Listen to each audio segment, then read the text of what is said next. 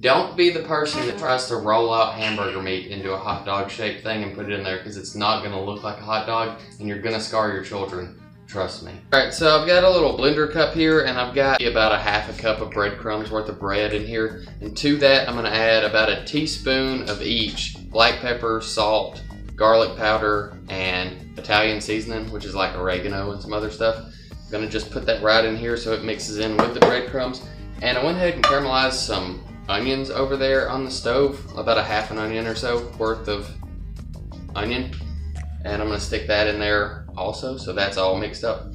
And we're just going to put this in here and get this thing blended up. Okay, so I've got all this blended up, and what that does is it just keeps you from overworking your meat to get all the seasoning in there, because you've already got all the seasoning mixed in with your breadcrumbs.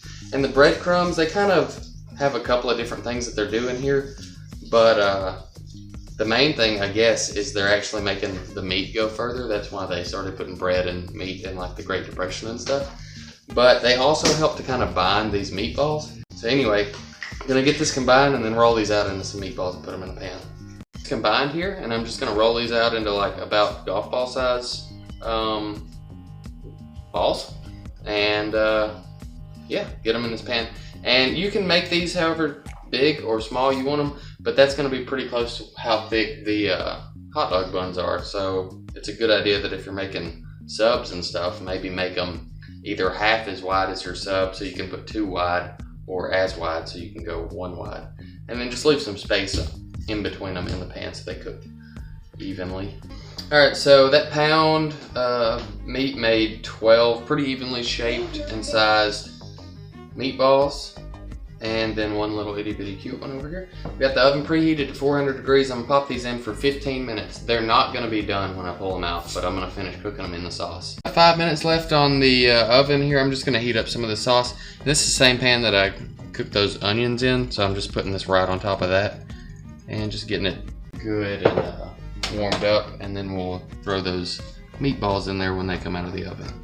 So I've got these hot dog buns split open just on a cookie sheet. The oven just went off. I turned it off, but it's still like 400 degrees in there, so I'm gonna slide these in, let them get good and toasty. And then these meatballs, take a look at these. They are somewhere probably around halfway done or so, but this way, you could just pan fry these, there's nothing wrong with that, but this way you don't have to worry about turning them or, you know, keeping them round and stuff or getting flat spots on them. But I've got my sauce up to a boil over here on the stove, and I'm just gonna put them in. Okay, I've got all these in here. I'm just gonna roll them around, make sure they get good and coated. And these are gonna cook for probably another 10 minutes or so. They could cook on low for like hours. You could put these in the crock pot and they could cook on low for hours. But we're gonna be ready to eat way before hours pass. So I'm gonna let these cook for about 10 minutes and then we'll look at them. So at about 5 minutes or so, I rolled those over just to make sure the bottoms weren't burning or anything. And it's been about 8 minutes, and I'm just gonna take a meat thermometer, stick it in here, and anything north of about 150, 155 is fine. And these look to be at 158 or so. Yeah, so they should be good. We're gonna get these, kill the heat and get these over here and plate them up. So these just came out of the oven. This just came off the stove. Gonna plate these up like so. And I'm probably gonna lose a little bit of street cred as a cook, but I don't like noodles.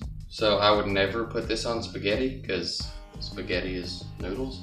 But if you like noodles, then by all means, please put this on spaghetti.